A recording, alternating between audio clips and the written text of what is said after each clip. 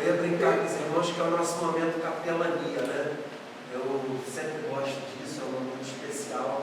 Nós não podemos esquecer que, apesar de nós estarmos levando a teologia a partir dos pressupostos acadêmicos, nunca nos esqueçamos que o solo de onde dimana a teologia é a Escritura Sagrada. Então nós lidamos com o sagrado. Tá bom? Obrigado, pastor, Deus abençoe. Nós vamos retornar à nossa aula. Semana passada eu falei um pouquinho sobre a crença de Jesus no ministério de ensino. Só para recordar aqui, tá, gente? Nós focamos aí, hoje todo mundo tem apostila, então vai ficar um pouco mais fácil de vocês me acompanharem. Eu só vou rememorar a educação hebraica. A educação hebraica ela tem como foco família, tá? Na nossa apostila eu trabalho a questão da educação hebraica, nós falávamos isso semana passada. Então, como não haviam escolas, tá? Dentro do Antigo Oriente, a pedagogia começava em casa. As crianças recebiam dos pais instruções morais, religiosas e às vezes profissionais. Por quê? Porque as profissões eram herdadas de pai para filho. Então, é importante lembrar isso aqui. Era dentro do lar, primariamente, que no Antigo Oriente começava a educação. Não é à toa que boa parte do Mahal, tá? Ou boa parte dos provérbios versam sobre isso. A importância da educação no lar. Tem um que é muito conhecido. Ensina a criança no caminho, todos nós conhecemos. Então, a pedagogia oriental, ela tinha esse tripé. Você tem, no primeiro âmbito, a família servindo como primeira escola, tá? Do indivíduo. Logo após, eu coloquei aqui a Torá, porque a lei, ela não era ensinada apenas pelos pais. Você tem o sacerdote como uma espécie de professor. Aliás, quando vocês pegarem para analisar os livros proféticos, qualquer um que for estudar mais detalhadamente os livros proféticos, ou principalmente os 12, tá? O rolo dos 12, que são os 12 menores, se você pegar para analisar eles, a ênfase sempre recai sobre o sacerdote, porque o sacerdote é o guia da nação quanto à lei de Deus. Então ele é uma espécie de professor. Não é à toa que o Novo Testamento pega Jesus como grande mestre, nosso sumo sacerdote, porque cabia ao sacerdote a função de guiar o povo à lei. É importante lembrar isso aqui. Então a primeira escola do indivíduo no Oriente, na educação hebraica, era a família. Logo após você tem a lei, e a lei ela vai pegar alguns aspectos que não eram abrangentes no ensino do lar. O ensino do lar visava apenas a educação ética, moral e, claro, a parte da adoração religiosa. Mas quando você chega à idade que vai aprender com o sacerdote, a lei ela alcança outros âmbitos. Porque, deixa eu lembrar vocês, que quando nós falamos de lei na Bíblia Sagrada, nós temos a lei moral, a lei cerimonial, tá bom, gente? E a lei civil, não se esqueçam disso.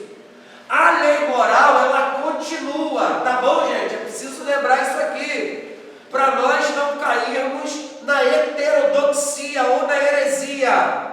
Nós não vivemos sem lei. Ué, eu sou crente, estou debaixo da graça, mas a graça não nos conduz à anomia. A anomia é viver o que, gente? Sem lei, tá bom? Nós não somos levados à anomia, a viver sem lei. Porque a lei moral, ela continua vigorando para nós. O decálogo, ele é aperfeiçoado por Jesus. Quando você lê as bem-aventuranças, tá? Que alguns teólogos gostam de chamar os macarismos, né? Vem de makarios, no grego, que é a palavra bem-aventurado. Alguns traduzem por feliz, que é a tradução que boa parte da escola de eruditos adota. Outros, né, preferem a tradução abençoado, tá? Ambas estão corretas dentro da perspectiva do sermão de Jesus do Monte, tá? Eu opto por traduzir por feliz, tá? Mas Fato é curioso que quando você pega o Sermão do Monte, ele é uma aplicação de toda a lei moral. O decálogo está ali. Os 10 mandamentos estão ali na exposição em tela do Sermão do Monte, que é Mateus 5, 6 e 7. Tá? Essa unidade de pensamento é a exposição da lei moral. A lei moral continua vigorando para nós cristãos. Ué, eu estou debaixo da graça e mesmo assim eu tenho que seguir a lei? Sim, a lei moral. Por exemplo, honra teu pai e tua mãe, está no decálogo. Ele aparece no Novo Testamento, sim ou não, gente? Sim. Alguém consegue lembrar o apóstolo que escreveu sobre isso? Tiago até toca, mas tem um apóstolo que toca, literalmente, ele faz eco ao decálogo.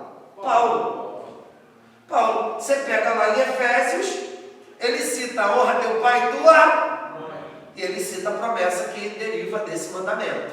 Tá, gente? Então, é preciso lembrar que a lei, isso é muito importante para vocês. Eu estou abrindo aqui um parênteses muito rápido, porque o ensino religioso deve tomar muito cuidado, porque boa parte das heresias, elas vêm justamente da falta, tá, gente? Da falta de ligação do Antigo e do Novo Testamento. Boa parte das pregações equivocadas no púlpito é porque as pessoas não sabem muito bem dessa ligação, que a gente chama em estudos mais técnicos de continuidade e descontinuidade do Antigo e Novo Testamento. Então, para você poder ensinar de maneira qualificada, sem cair em algum tipo de heresia, é preciso entender essa distinção. Ah, tá, você não está debaixo da maldição da lei, você não precisa viver a lei. Que tipo de lei que nós não vivemos mais? Cerimonial. Porque a lei moral, presta atenção, gente, a lei moral, ela continua valendo para nós cristãos hoje. Não fabricar ídolos, não trazer dano ao próximo, honrar pai e mãe, enfim, decálogo continua tendo valia para nós.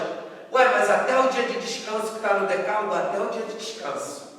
Deixa eu só lembrar vocês que as tradições sabáticas, elas apontam para uma verdade. Porque a gente só se prende a questão do sábado, né? Tem até evangelho que parece até que é adventista, ele só se prende a questão do sábado. A questão é muito mais ampla. A ideia do descanso, ela primeiro aponta para o Messias. Você acha que é à toa que Jesus disse, aqui ó, vinde a mim os que estão cansados, oprimidos e... Vocês vão achar o quê? Qual é a promessa dele? Descanso. As tradições sabáticas apontam para uma época de justiça e de paz. Todas as tradições sabáticas, porque a gente não tem só a questão do sábado no Antigo Testamento. Por exemplo, o jubileu. Às vezes eu vejo alguns pregadores falarem sobre o jubileu que dá vergonha. Porque a questão do jubileu é uma tradição sabática israelita que ela envolve, tá, gente? Envolve a justiça social e a redenção das coisas. Por exemplo, nessa tradição sabática, porque o jubileu, tá, é uma espécie de tradição de anos sabáticos, primeiro, para lembrar o povo a consciência ecológica correta, deixar a terra descansar. Segundo, para que as pessoas, aqui ó, tenham consciência de que o outro é obra de Deus. Então, no jubileu, se você tem um escravo, você pode dar para ele o direito dele ser livre. No jubileu, se alguém está te devendo, tá? Aqui, ó, não teve condições de pagar, o que, é que você vai fazer? Você perdoa a dívida. Você entendeu bem? Então, as tradições sabáticas, eu não estou ensinando hermenêutica, que eu gosto de falar sobre isso.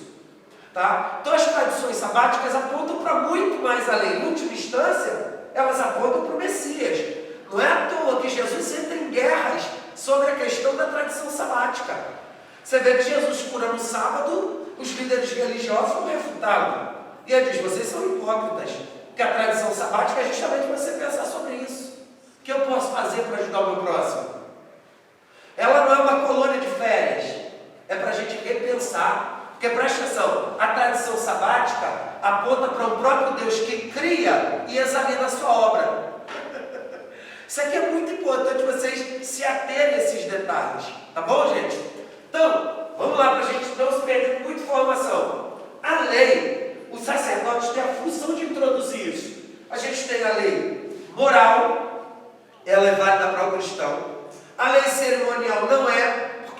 a lei cerimonial apontava para Jesus. Todas as festas apontam para ele.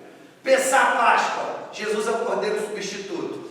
Tabernáculos, Jesus é a nossa morada perfeita, tá bom, gente? Nós andamos em meio a esse deserto, mas um dia a nossa morada perfeita é junto com o Cordeiro, tá? Ele será o tempo perfeito, como aponta Apocalipse. Bom, então você tem as outras tradições, que eu não tenho tempo para falar aqui das tradições festivas ou cerimoniais, cada uma delas aponta para o Messias. Mas a gente tem um outro tipo de lei também que não é para nós. Qual é? Lei civil. Há coisas que estão no Antigo Testamento que são só para a nação de Israel.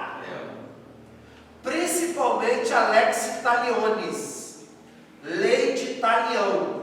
Tá, gente? Lei de talião. Porque no Antigo Israel é assim. Exemplo. Ele está em casa, eu estou indo lá assaltar a casa dele, fazer mal à família. E entramos numa luta corpo a corpo. Lamentavelmente, por um acidente, ele me empurra, eu bato com a cabeça na quina de um batente da porta da casa dele e acabo indo a óbito.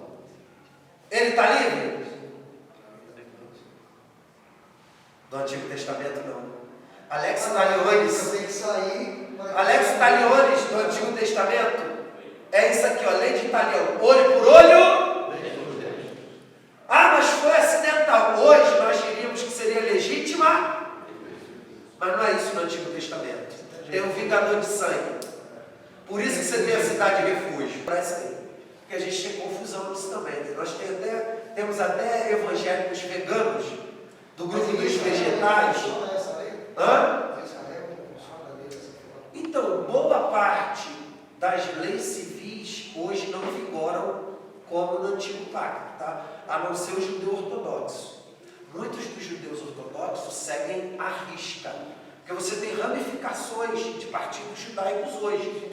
É importante a gente lembrar isso aqui, tá, gente? Israel de hoje, a gente tem ramificações. E outra coisa importante de lembrar para vocês, que até para ser considerado judeu hoje, você tem uma regra diferente.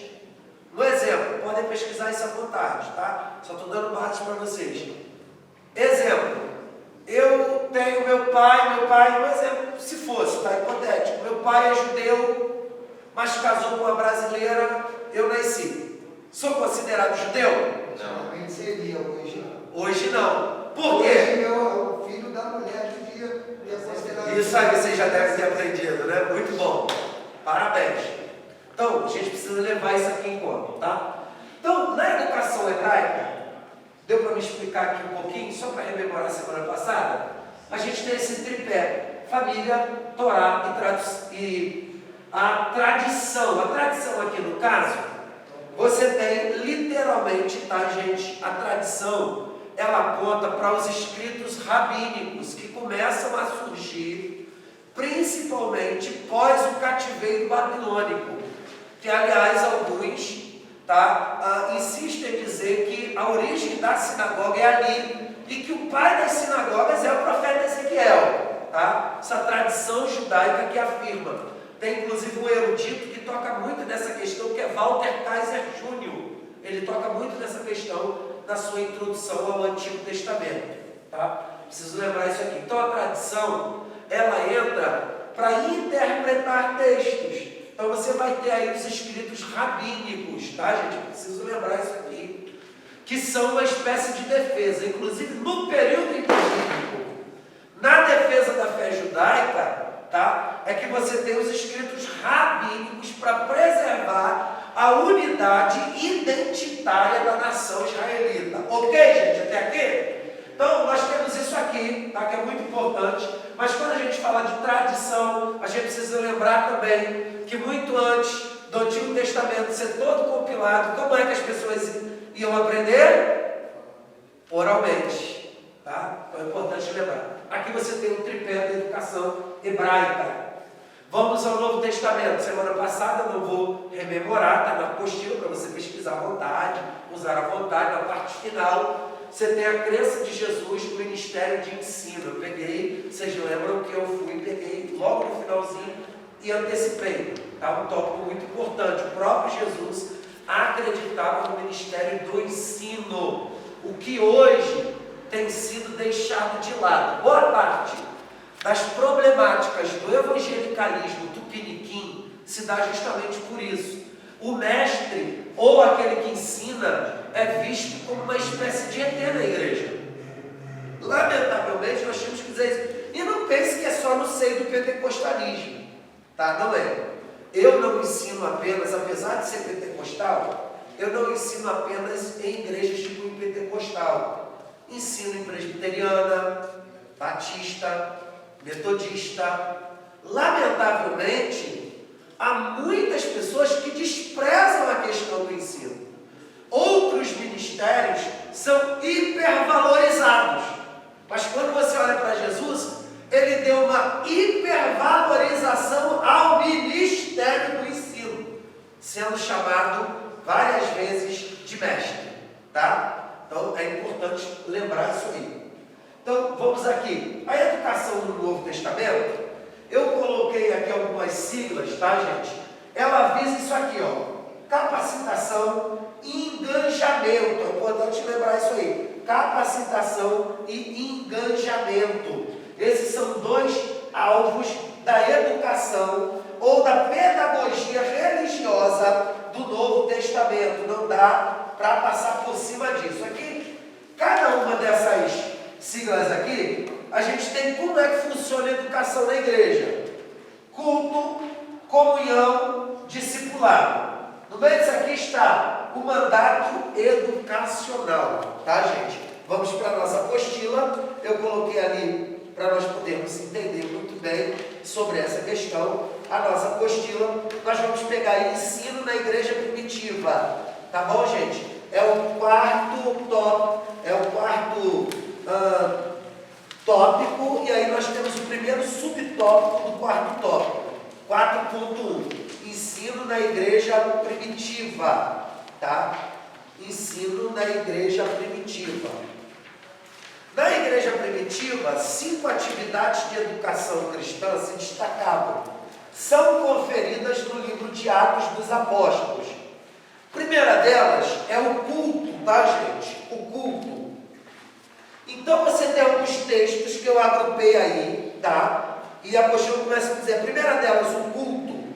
É claro em apresentar os elementos. Então você tem esses textos aí que apresentam os elementos que compõem o culto cristão: hino de louvor, oração, proclamação, ensino e serviço. Preciso lembrar que para a igreja os hinos de louvor expressam, tá? Proclamam boas novas do Evangelho, soberania de Cristo, diferente da inologia de hoje. Eu vou fazer uma brincadeira, espero que vocês não se ofendam. Os evangélicos de hoje estão se deixando capturar pela mentalidade pós-moderna. E na mentalidade pós-moderna, tem muita gente defendendo a pós-modernidade, mas não tem como defender, isso é um tiro no pé. Por quê? Porque um dos pilares da pós-modernidade é o relativismo. Eu sei que todos vocês sabem de qual é salteado, que relativismo é a crença de que não existe uma verdade absoluta.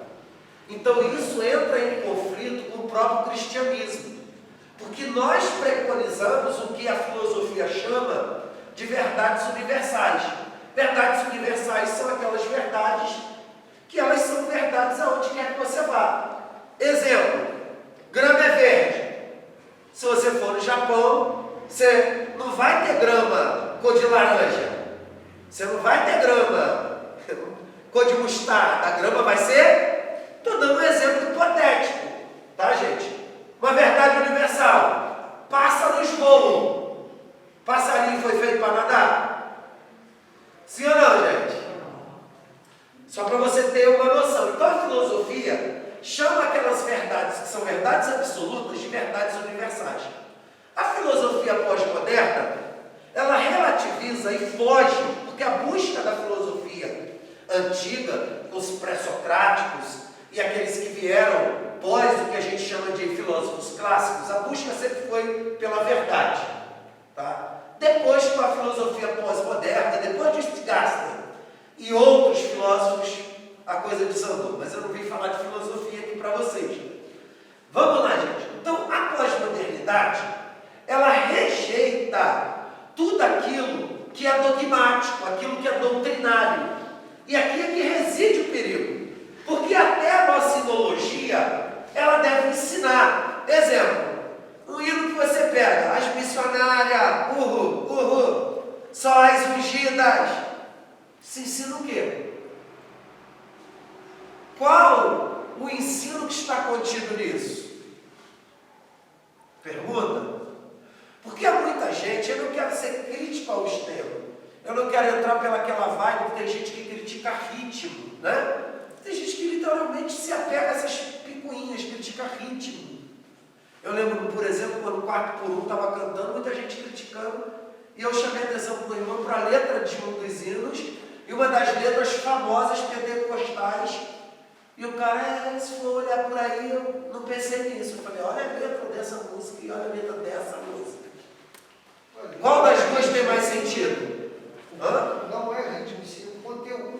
O conteúdo. Porque aqui que está, para a igreja primitiva, a pedagogia também era literalmente gente expressa, tá, no culto através da sua hinologia. Boa parte de textos que nós pregamos são hinos. Vocês sabiam disso? Por exemplo, quantos aqui já pregaram Romanos 8, 31 a 39? Que começa assim, que diremos nós essas coisas?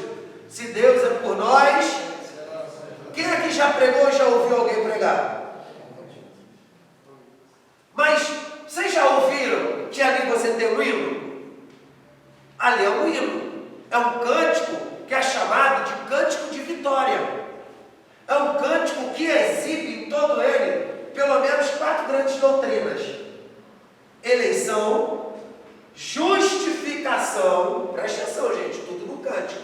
Eleição, tá? Eleição, justificação, presciência, que aparece de maneira indireta, tá? Quando Paulo diz, não poupou seu próprio filho também, com ele não nos dará todas as... Claro que todas as coisas ali, está falando de dinheiro, de casa. Só você atentar para o texto que você vai entender que não é isso que o texto está falando. Presciência que está falando da eternidade, coisas que virão. Mas o mesmo texto, ele ainda apresenta a doutrina da perseverança dos santos, tá? Que nós pentecostais gostamos de falar sobre essa doutrina. Inclusive, ela tem compatibilidade e incompatibilidade entre arminianismo e calvinismo. A perseverança dos santos, tá? Arminiano também crê em perseverança dos santos. A maneira que se processa isso que é diferente do calvinista. Para o calvinista, é Deus que persevera em salvar. Para o arminiano, você, presta atenção, persevera em obedecer a Deus por sua graça que Ele lhe concede. Então, há uma diferença de se processar, tá? Mas eu disse para vocês, a minha disciplina não é teologia, eu só estou tocando nesses pontos para clarificar as coisas para vocês, ok? Então, na igreja primitiva, você tem vários hinos e todos eles profundos, expressando doutrina. Você tem, por exemplo, Filipenses, quando você tem o que as pessoas chamam de kenosis, ali aparecendo, Jesus sendo Deus, antes se humilhou, aquilo ali é um hino. É um hino. Paulo simplesmente está ecoando um hino, tá? Que foi cantado logo pelos primeiros cristãos. Preciso lembrar isso aqui para vocês. Então, uma das formas da pedagogia cristã no culto é a hinologia. E eu falo isso para que nós paremos para pensar bem o que é que nós estamos comunicando ao não cristão. Tá? Então você tem as orações, proclamação, ensino e serviço. Eu coloquei proclamação, que aqui é importante lembrar vocês. A proclamação vou usar a expressão bem simples, a pregação das boas novas, o querigma, tá, gente? O querigma. Há uma diferença entre proclamação e ensino, tá? Vocês devem ter isso bem delineado.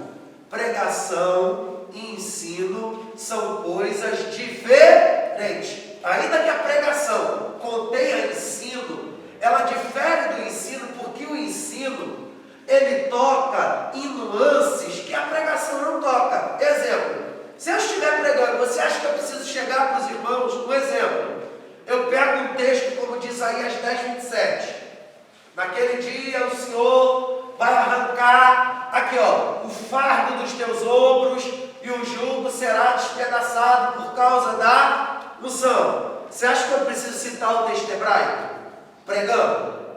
Preciso, gente? Não preciso citar o texto hebraico, me perder nesse tipo de minúcias. Agora, no ensino, sim, eu preciso explicar. Por exemplo, a curiosidade, o texto hebraico não tem unção. A palavra do texto hebraico, principalmente quando você pega, tá, o texto, o códice, de onde nós fazemos a tradução da Bíblia, quando você pega lá o texto hebraico, você não tem a palavra unção, você tem a palavra gordura, que é a palavra que faz mais sentido em Isaías 7, é uma curiosidade. No ensino, é cabível eu fazer esse tipo de exposições. Mas na pregação, a pregação, ela precisa ser a proclamação das boas novas. E me permitam aqui abusar, gente, tá? Abusar de vocês um pouquinho, que minha matéria é pedagogia da religião, mas deixa eu dar esse pitacozinho aqui, hermenêutico, na pregação. Se não houver pelo menos 1 grama de Jesus, você não pregou. Lembre-se disso. Cristo é o núcleo central das Escrituras. Isso é proclamação da igreja. Você pega os apóstolos, citava o Antigo Testamento, mas para onde que eles apontavam? Você pega o sermão de Pedro, em Atos capítulo 2, cita Joel, cita Salmos, mas para quem que ele aponta? Importante lembrar isso aqui. Tá? O de Estevão, então, é uma viagem histórica. Desculpe a minha brincadeira, gente. É você pegar a máquina no tempo, os mais antigos vão saber o que é isso, tá? Tem um filme De Volta para o Passado, e depois fizeram De Volta para o Futuro, né?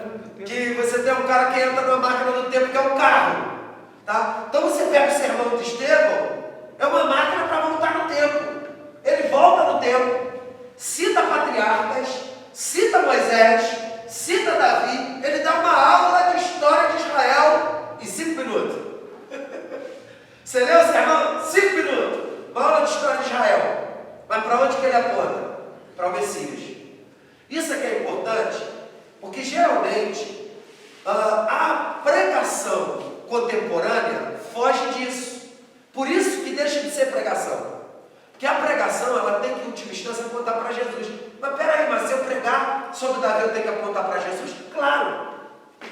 É besteira você ir pregar sobre Davi e dizer, você tem que ser geração de Davi, você tem que ser igual a Davi. Por favor, não se escandalize. Se você tiver que ser igual a Davi, você vai ter que montar um harém, pegar um monte de mulher. Vai ter que vacilar pra caramba. Você não tem que ser geração de Davi. Você tem que apontar para o Deus que perdoou Davi, para o Deus da graça de Davi. Vocês entenderam bem isso aqui, gente? Ah, mas se eu for pregar com Davi lutando contra o gigante, até ali você tem que apontar para Jesus. Você pega, por exemplo, Davi dizendo, ó, você vê a mim com lança, com varapau, com escudo, mas eu vou a ti, hein? Já parou para pensar isso? Toda vitória espiritual da igreja é vencida em que nome? O nome que está acima de todos os nomes. Então, proclamação é isso. Proclamação é apontar as boas novas do Evangelho. É importante lembrar isso aqui. Tá, gente? Agora, já o ensino não. O ensino se preocupa com essas nuances, tá? Que nem sempre são cabíveis na proclamação, tá? E aí você tem o serviço. Isso tudo faz parte da pedagogia da igreja primitiva. A adoração, ela é pessoal e coletiva. Nela nós reconhecemos nossa indignidade, o sacrifício redentor de Jesus. Buscamos conhecer a vontade de Deus para poder servi-lo com todas as velas do nosso espírito. Na atividade do culto, o testemunho se faz atuante ao não crente, aos adversários, aos que têm impedimentos físicos, e por isso, tá? Métodos os mais variados devem ser usados nessa comunicação, porque o Evangelho deve ser sempre atual, falando às pessoas quando e onde elas estão e como estão, num testemunho relevante e inteligível, tomando-se cuidado com os jargões religiosos que o descrente pode não entender, principalmente na hora da proclamação, né? Aqueles que não tem sentido para o não crente. Você chega para o não crente, e aí, tem fogo aí? Tem fogo aí, irmão? Olha o reteté de Jeová. São jargões que não são cabíveis, tá? É preciso tomar muito cuidado, somente na proclamação. Agora, preste atenção, a proclamação, ela é uma forma de ensino, a pregação. E aqui é que está algo muito importante que cada um de vocês não pode esquecer, tá?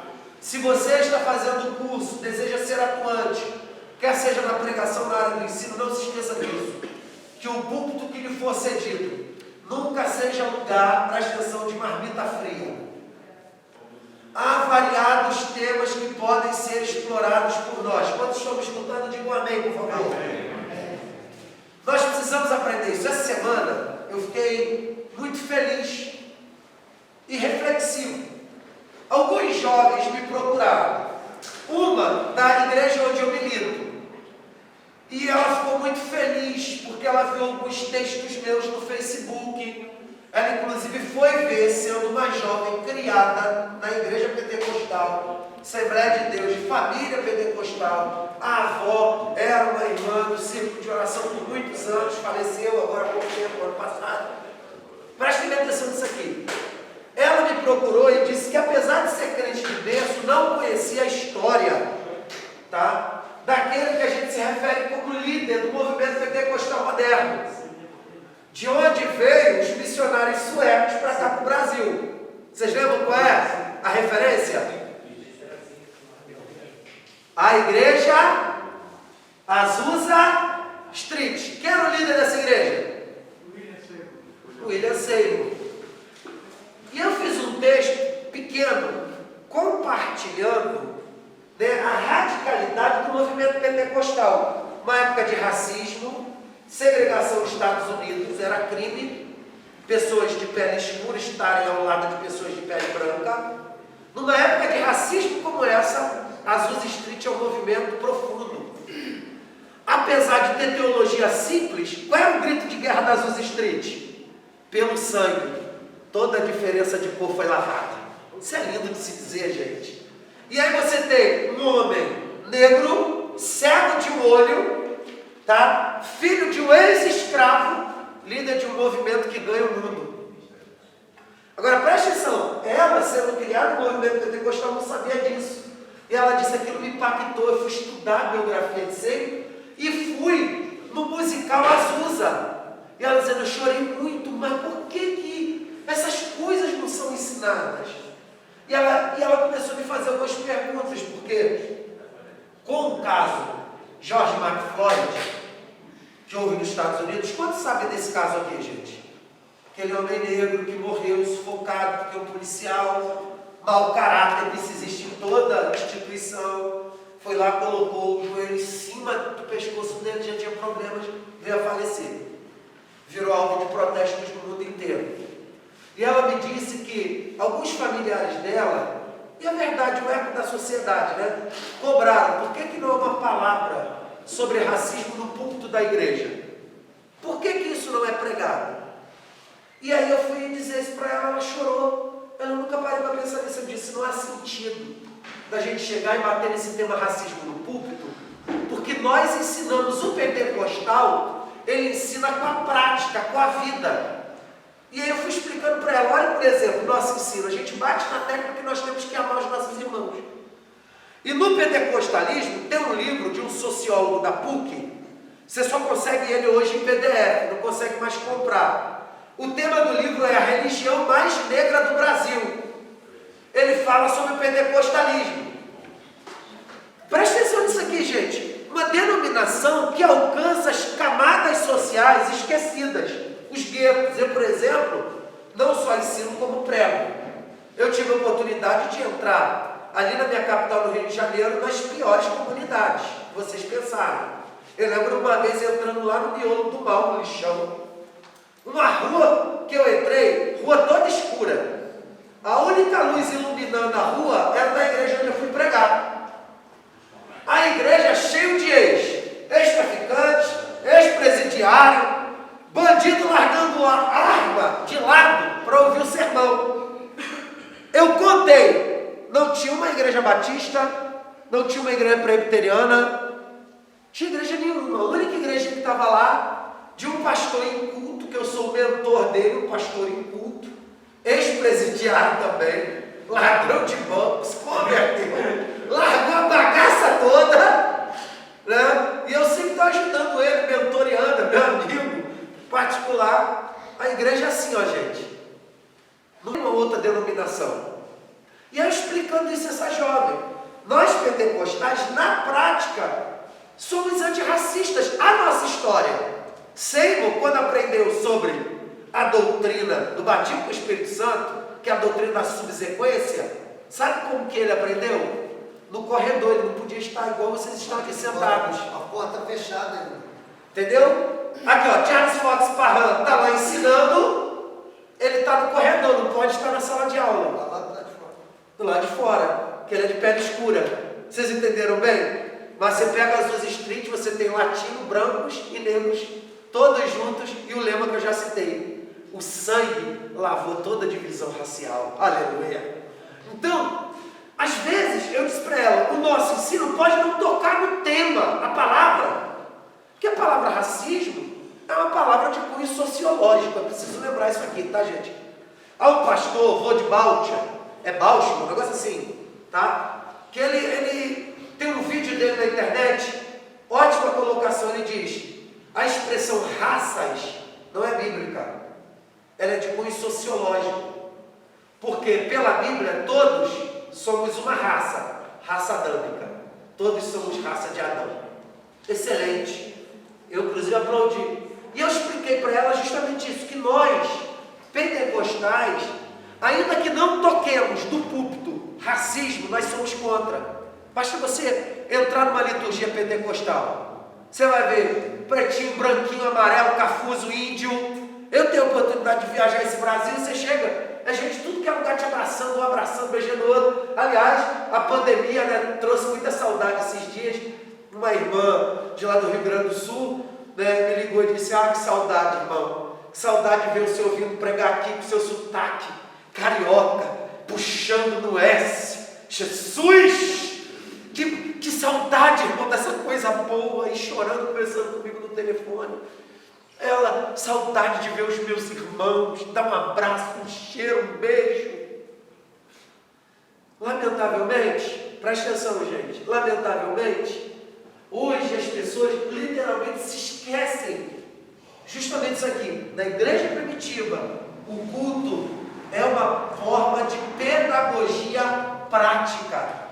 Por isso é que a gente tem que tomar um cuidado muito grande com a nossa liturgia cultica. Tá bom, gente? Alguma pergunta até aqui? Alguma pergunta? Ou eu posso seguir? Então vamos seguindo, tá? O culto, para terminar esse pequeno tópico aí, é o relacionamento consciente da congregação. Marca aí na sua apostila, porque é sua mesmo. O culto é o relacionamento consciente da congregação com Deus, tá? E quem o cria e o faz de modo consciente é a educação cristã, ou a pedagogia religiosa. Por isso preste atenção que eu vou bater firme e pesado. Uma igreja onde o ensino é fraco, a adoração é caquética, paupérrima, ou, vou usar um termo forte demais, infantil e, ao mesmo tempo, monstruosa, porque se torna um antro de aberração. Aonde o ensino é fraco, nós não temos uma adoração consciente. Deixa eu lembrar para vocês, para não ficar no vago, apoiando-se apenas na declaração, texto de João capítulo 4. Jesus está conversando com a mulher samaritana, não preciso rememorar esse diálogo épico. A mulher, de certa forma, é religiosa, faz uma pergunta a Cristo: vejo que tu és profeta. Onde é que nós temos que adorar? No monte ou em Jerusalém? No monte, ela está se referindo ao Monte Gerizim, que ficava naquelas cordilheiras montanhosas da Judéia, tá, gente? Lembrando que Samaria está, preste atenção, no território da Judéia, lá embaixo, no aluvião. Então, em cima das montanhas, na cordilheira, você tem o Monte Gerizim, onde estava o templo samaritano com o Pentateuco samaritano que fora furtado na época de Neemias, só para te trazer memória. E ela pergunta: é lá em cima que nós temos que adorar? Ou temos que rivalizar e temos que ir para Jerusalém? A resposta de Jesus mostra que sem educação ou pedagogia religiosa substanciada, a adoração, lamentavelmente, é equivocada. Jesus olha para ela e diz: vocês adoram o que não conhecem. Nós adoramos o que? E aí ele vai falar sobre Deus, que é Espírito, e que os verdadeiros adoradores o adoram em Espírito e em... Olha a ligação das duas coisas, gente. A ligação das duas coisas.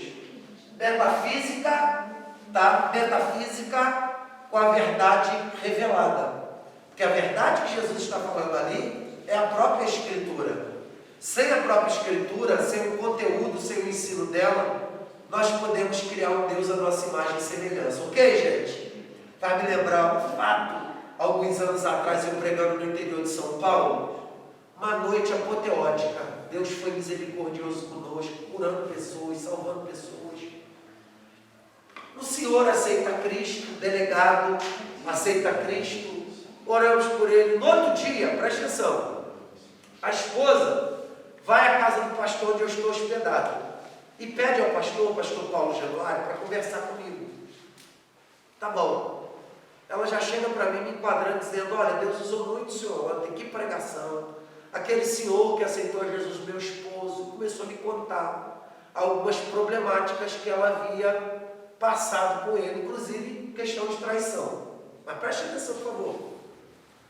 O que aconteceu? Uma profetisa disse para ela que Deus ia dar para ela um homem casado, pai de filho, e que ia matar o marido dela. E ela pergunta para mim: e aí? Ela é profetisa da cidade. E eu, brincando com ela para não tornar muito rude, eu disse: olha, irmã, eu não vou julgar ela, mas a Bíblia me manda examinar e julgar a profecia dela. E, desculpa a brincadeira, essa profecia não veio lá de cima, veio dos porões lá de baixo, da Rua do Fogaréu, número 66, no bairro do Tormento. Ela olhou para minha cara, né, sem graça, daquele sorriso murcho, e eu disse para ela: vamos à Escritura Sagrada. Deus não é Deus que constrói felicidade às custas da infelicidade alheia. E eu vim falando sobre textos sobre casamento. E eu disse para ela: de certa forma a visão dela teve razão. Seu marido já morreu, mas não do jeito que ela pensou, né? A senhora vai ficar viuvinha para pegar o marido dos outros. A senhora não entendeu que seu marido morreu ontem? Nisso se passam 10 anos. Esse casal hoje serve a Jesus Cristo em uma outra igreja, não aonde eles aceitaram a Cristo. Estão numa congregação que dista de lá uns 100 e poucos quilômetros, congregação florida, tá? E hoje eles são diáconos e líderes de grupo de casal nessa igreja. Agora preste atenção, sem um ensino sólido, o que a gente faz? Cria um outro Deus, conforme a nossa imagem, a nossa... E isso é o perigoso, gente. Por isso que o ensino religioso, tá? A pedagogia religiosa, ela vai aquém da sala de aula e da EBD. Ela deve ser posta em prática no culto. Porque o culto é a porta de entrada para o pecador, para o neófito ser discipulado. Amém, gente? Então, as nossas práticas culticas devem advir de uma pedagogia religiosa sólida e robusta. Amém, gente? Tá? Vamos lá, vamos seguindo rapidinho, que eu tenho que terminar essa primeira parte para a gente dar um tempinho, fazer o nosso lanchinho. Segundo, o testemunho. A educação cristã ressalta que no culto estamos como uma coletividade de pecadores salvos que confessam o seu pecado e, claro, recebem o perdão trazido por Cristo. Ensina que culto é ação.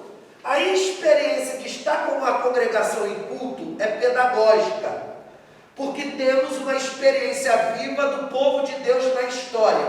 Crianças, jovens e adultos se veem como membros da mesma comunidade que cultua. É preciso crer na família que adora a Deus unida quando cada culto se torna uma experiência de adoração e educação, tá? Nesse ponto aqui, a questão do testemunho é a ideia de ressaltar os atos graciosos de Deus, tá? Nesse ponto aqui, pentecostalismo torna muito mais viva essa experiência dinâmica. Por quê? No corpo de Cristo, cada um de nós, a partir da graça de Deus e do poder do Espírito Santo, podemos testemunhar da ação redentora de Cristo e podemos ser usados por Deus como verdadeiro sacerdócio universal de cristãos. Amém, gente? Nesse ponto, aqui nós temos algo emblemático na tradição pentecostal. O Espírito usa quem quer, levanta quem quer. E nesse ponto, parem para pensar, tá? A ideia do testemunho é a ideia de que cada um cristão tem algo a compartilhar com o outro. Amém, gente? E esse tipo de ensino não é um ensino teórico, é um ensino prático. Eu vou usar aqui a expressão de Calvino. Calvino dizia que na igreja de Cristo não há ninguém tão pobre que não tenha o que compartilhar com seu irmão, e nem ninguém tão abastado que não precise receber algo de outro. A ideia justamente é essa, que no corpo de Cristo, cada um é abençoado com talentos, tá bom, gente? Que podem ser usados para a glória de Deus e edificação do povo. Gente, para agora, pastor, prossigo. Paramos um pouquinho, vamos lá, gente.